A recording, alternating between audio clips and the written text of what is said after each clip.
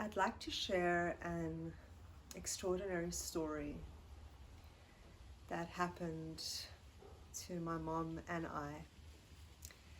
It's a story of how my mom passed away while I was on a San Pedro ceremony, thousands of miles away.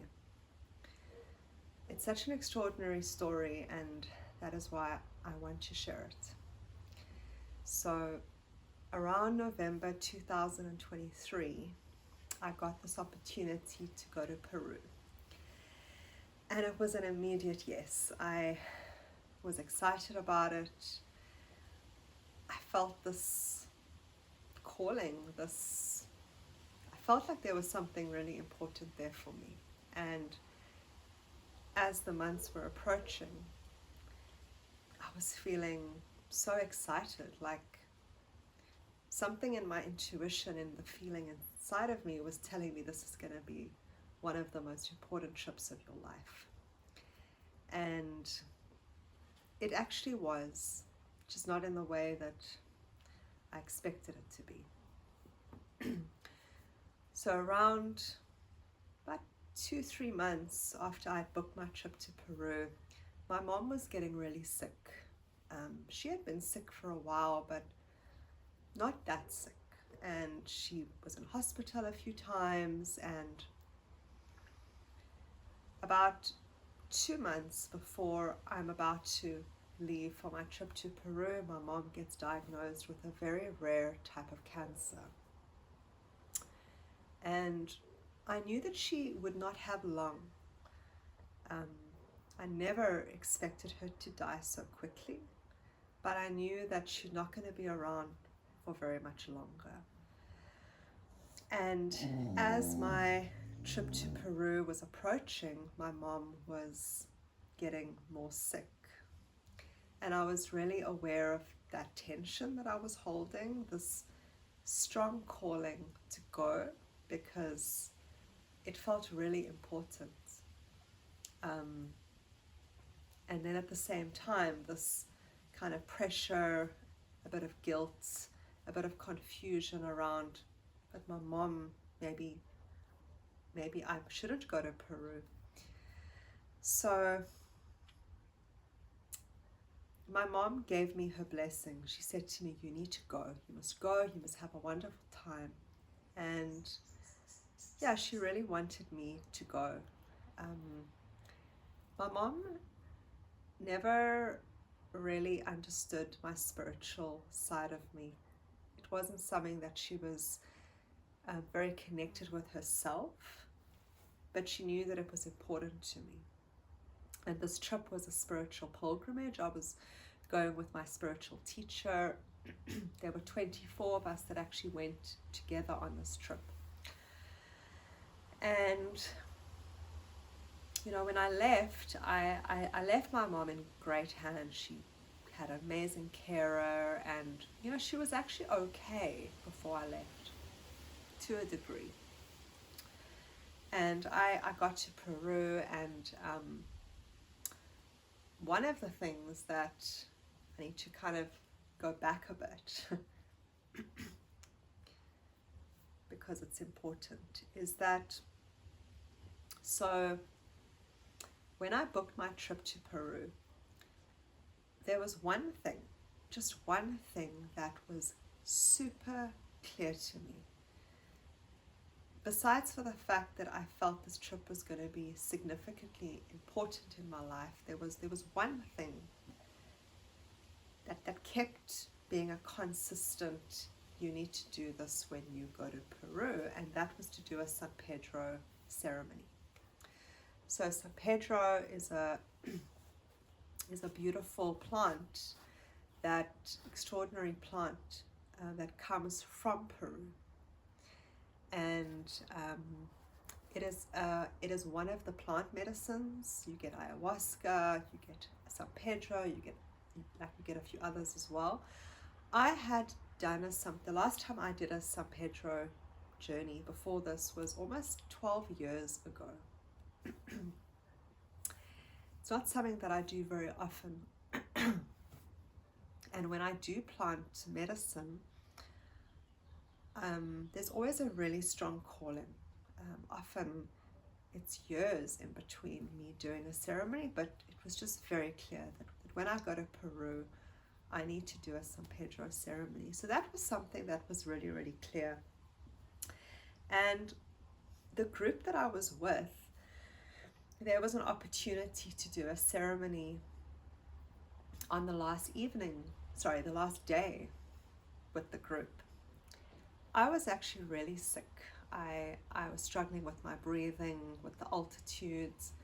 I got really, really sick. And basically, when there was this opportunity to do a San Pedro ceremony with the group, I was really sick, and I actually asked my higher self, my guidance, like, should I be doing this? And I just kept getting, no, this is not your time to do this. So my trip to Peru was a little different from some of the others. I was in a group for about 2 weeks, and then there were 4 of us that were going to be doing something else together after our group tour. And then I had 1 week that I had kept just for me to do whatever I felt.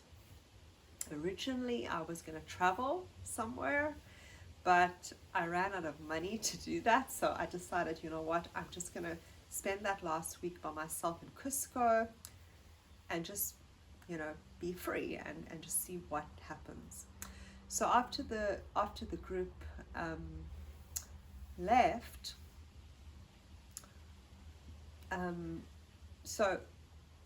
just to go back a second, when I decided that I was going to not do the San Pedro ceremony, I spoke to this man. His name was Simon, and he was our guide, and he was also holding the San Pedro ceremony for people in the group. And I said to him, I really want to do this, but I can't do this today. And he's like, no, it's fine. I know you're staying here longer, so contact me in like a week and we'll organize for you to do a ceremony. So I was relieved. I thought, okay, I'm still going to get an opportunity. Clearly wasn't the right time. So during my time while I was in Peru with the group and afterwards, I was speaking to my mom quite a lot. Some days I didn't speak to her. She wasn't doing so well. She was on quite a bit of morphine, and I think that she was more sick than what the carer had led on. I think that because I was so far away, they didn't want me to worry too much. There was a moment where there was this question mark, should I go home early? And I did look into it. It was an interesting one, because I think that from certain people's perspectives, like, I should have been with her.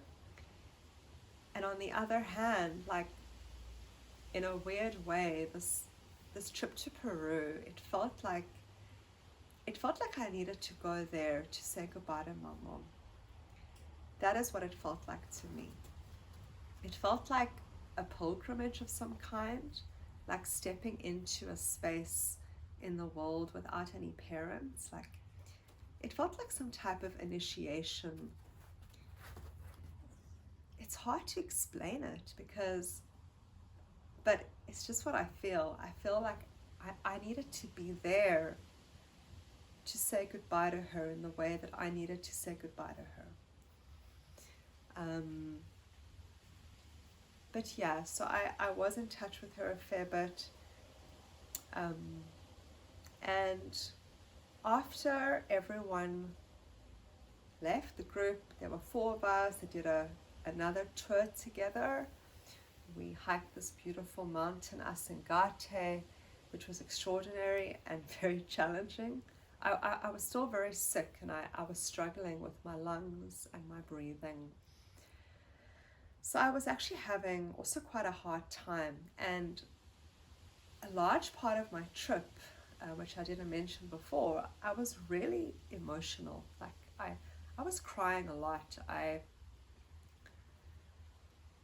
you know, it would be from one extreme to the other, from seeing the most beautiful landscape to just thinking about my mom and just bursting into tears. So there was this duality that existed throughout this trip to Peru. It was so extraordinary, yet it was also really hard at the same time.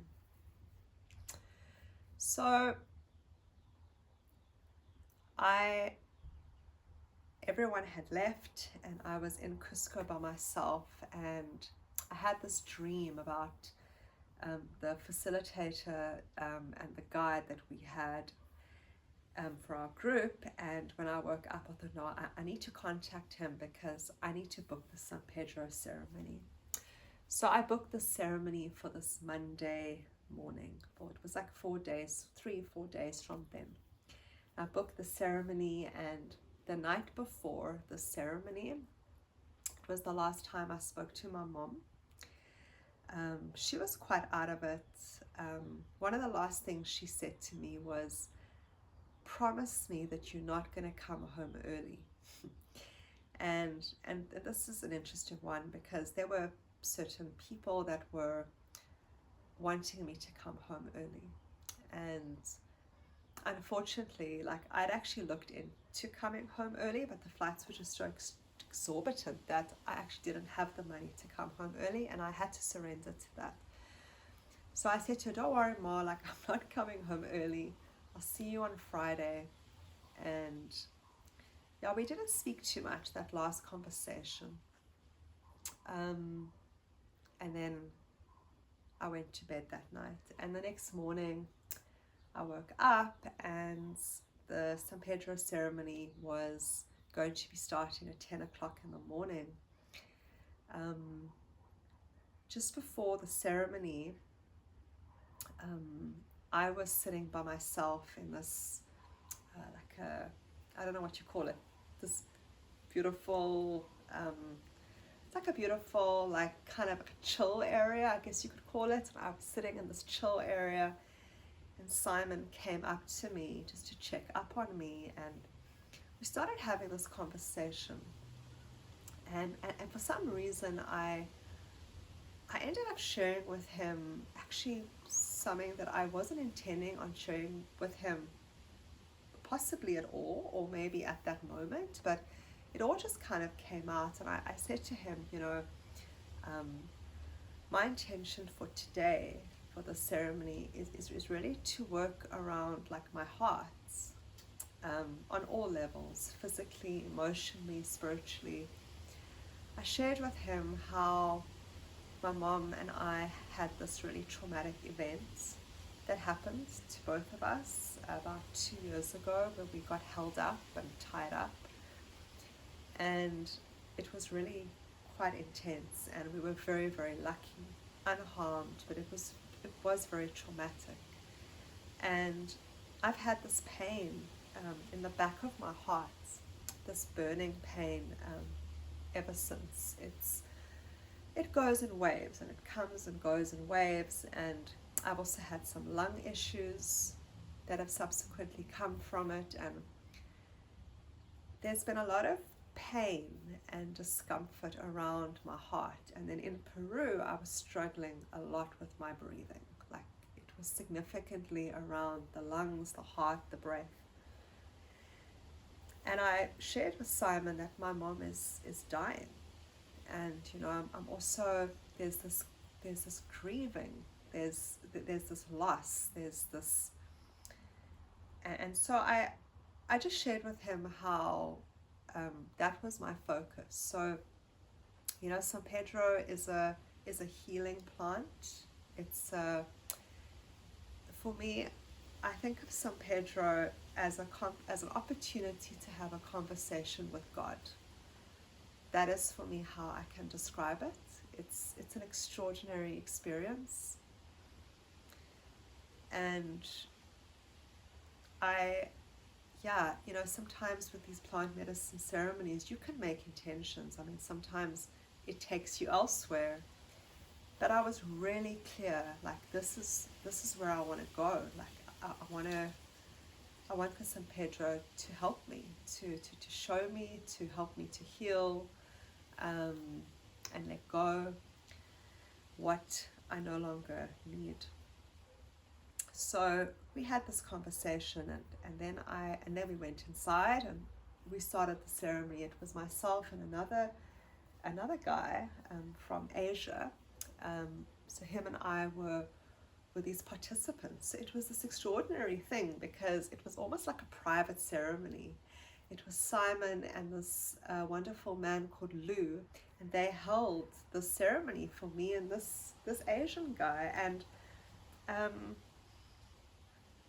yeah, we shared our intentions, and I was sharing with both of them about my mom and how this trip to Peru has been this preparation in order to say goodbye to her. And yeah, I shared a little bit more around my heart, and I remember sitting in that circle, I started to share really like around how I just want to learn how to trust myself, and to continuously trust myself, because in my life I go through this cycle of trusting myself profusely, and in the next second completely doubting myself. And in that moment I was sharing that I really want to stop doing that. Like, I really want to trust myself, like, and just be able to hold that in my life. And so it was the spontaneous, spontaneous intention came through. So we started the ceremony and drank the San Pedro, and I went outside, and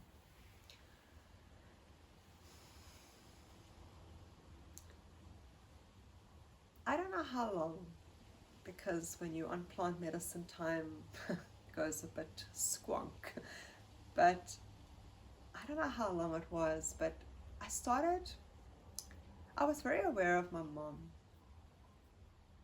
I started thinking about her, but it got kind of weird. Like, I had the sense that she was very much present with me. And I had the sense that, like, there was a sense that something was happening, and I had this weird sense that she wasn't here anymore. But I couldn't understand it. Like, I couldn't quite understand it. And there were very strange things that happened during the course of the day. So just to understand that there were two people that knew that I was on the San Pedro ceremony, the ones that were in Cape Town with my mom. The carer knew that my phone would be off the whole day. And my friend Joshua, who knows the carer and who also was with me in Peru, knew that I was there, that I was doing the San Pedro ceremony at that moment. So I'm there, I'm in the garden, I'm feeling things around my mother. I'm just feeling very strange. I can't quite put my finger on it. Then I threw up. So when we do plant medicine, for those of you who don't know, sometimes, not everybody throws up, but sometimes because your frequency goes very high, and because there's something in the plant medicine that helps to release, it can release diseases. It's been known to release incredible things, actually, like old energies that you don't need anymore. And I was throwing up. And then I went to go lie down, actually on the grass, and I went into a type of an inner dance process. I was lying on the grass, my body was moving, and I started feeling this acidity in my body. Like, it just came out of nowhere. Like, I had hardly eaten, so it wasn't food, it was something else. I felt this acidity, and I started having this conversation with myself, And I asked myself, do you want this? And I said, no, like, I don't want this in my body anymore. And I sat up and I walked straight to that bin where I had thrown up before, and I threw up. And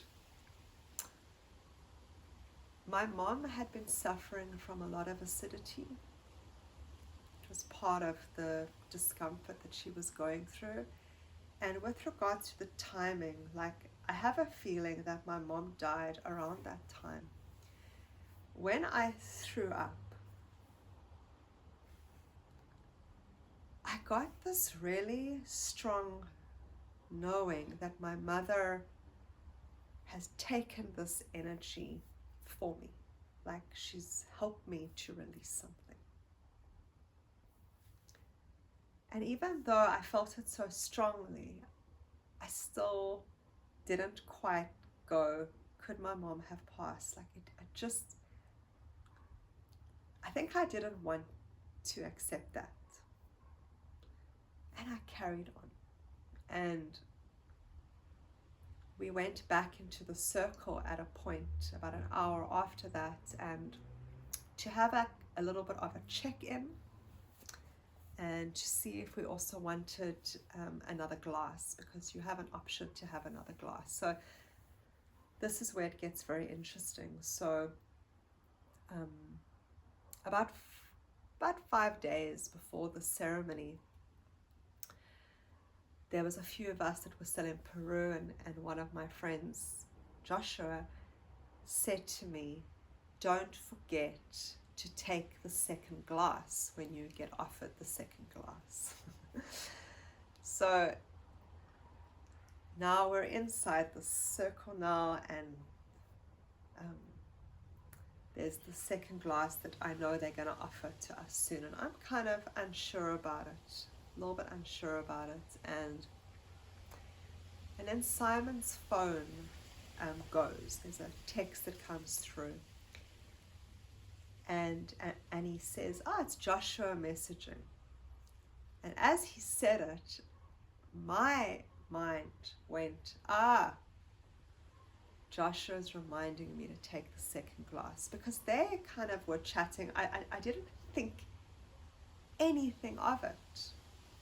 Like, in that moment, I never thought. But that was the moment that Joshua texted Simon to tell him that my mother had died. And now Simon is with this news, and I am like smack bang in the middle of a San Pedro ceremony. I'm like not quite here. I'm on another level. Simon wasn't going to be able to tell me yet. And Simon had to hold that. So we come back into the circle, and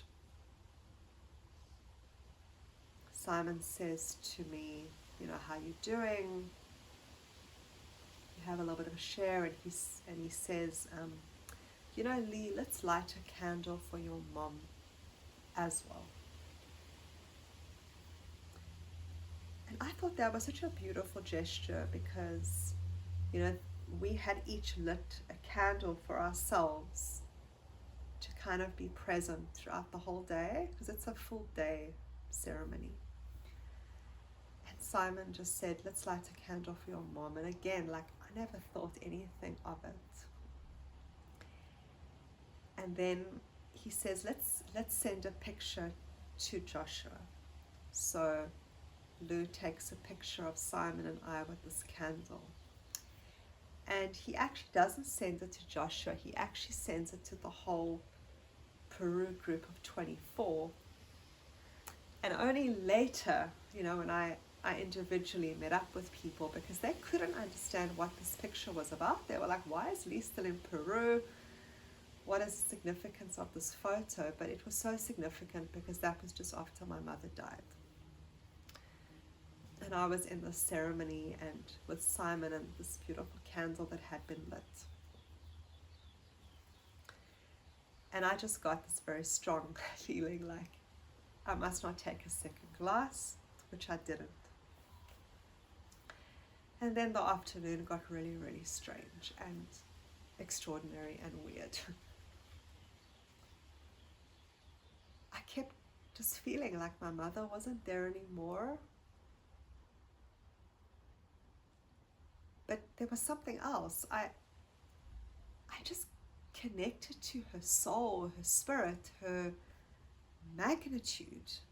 Like I just saw her, like how powerful she is, like her soul. And I felt her coming into my heart as a guide, which I've never experienced before. Again, like I didn't accept that she was gone. Like this was all happening, but I think there was still a part of me that was the part of me, that small part of me that maybe wanted to hold on. But I knew, like something in me knew.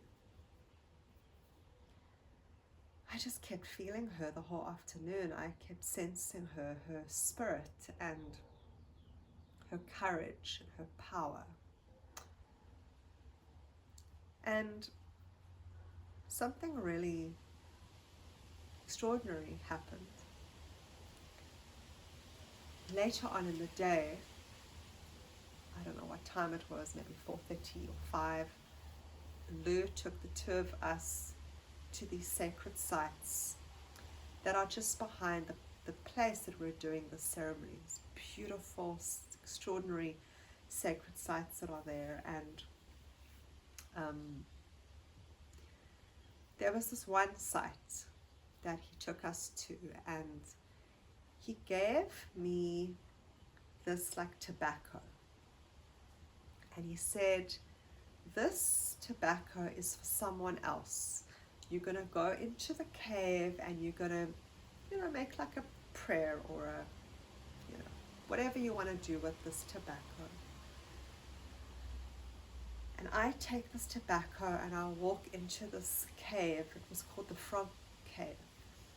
And I walk into this frog cave, and just intuitively, without thinking, without my logical mind, I take this tobacco and I spread it like ashes, and I just say, Mom, rest in peace. And I just spread this ashes. And as I'm doing that, my logical mind stepped in for like a second, which is actually quite interesting for me, because like I've never, I don't know, like with plant medicine, there's not really so much room for it, but there was, because I think there was a scared child in me that was like afraid of what I was clearly knowing, but I was still like going, shit, like maybe no, and I remember in that moment, after I had done this, having this voice going, Mom, when you are ready. So yeah, it's so interesting. But so then we went back into the house, and they had prepared this meal for us. We hadn't eaten the whole day. And just before the meal, Simon had come back because he'd gone out for a few hours, and I was still high, but not as high. I'd come, we're kind of like coming down now. And Simon looked at me, and I don't know what he said, something, I can't remember what he said, and we were just looking at each other very intensely, and he just said to me, Lee, at this hour, your mom, she passed away. And I'll never forget that moment as long as I live. It was so extraordinary. I was crying so much, and he just came to hold me. I was crying so much, but at the same time it was so beautiful. It felt like a miracle, like that my mother had chosen to die while I was able to connect with her in the most extraordinary way. I was so open to God, to Spirit. And in that moment when Simon told that to me, all this knowing started to come through me around, oh my God, like my mom's soul, she planned this whole thing. And what became really clear is that even though her as Natalie never understood my spiritual path, she wanted me to know, her soul wanted me to know that she sees me. And she's here for me, and she's coming to show me in this way that she's going to go now, but she's like coming via Peru in this way to show me how strong our connection is and how she does see me.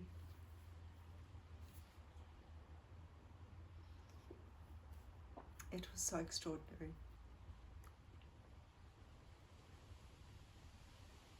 It felt like the most beautiful farewell and funeral that I could possibly ever imagine.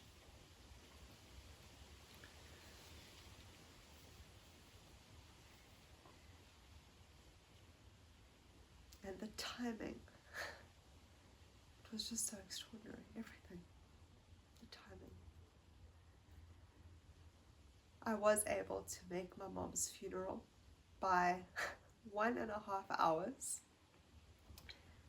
They had pushed the funeral as far as they could. And my flights, they got back just in time. And I was able to make her actual funeral. But my funeral for her was really in Peru. And yeah, this transition into life without a mom it's different. It's very different, and I'm definitely on a journey. It's up and down. But yeah, just to have this experience, I feel very privileged. It's immensely privileged, and I got what I asked for. Since I got back from Peru, I have trusted myself far more than I've ever trusted myself. It's been significantly different. And yeah, I'm just looking forward to the road ahead. It's gonna be a different road. No parents. But she is with me, and I feel it very strongly. So yeah, that is my story, and I hope it inspires you. Thanks for listening.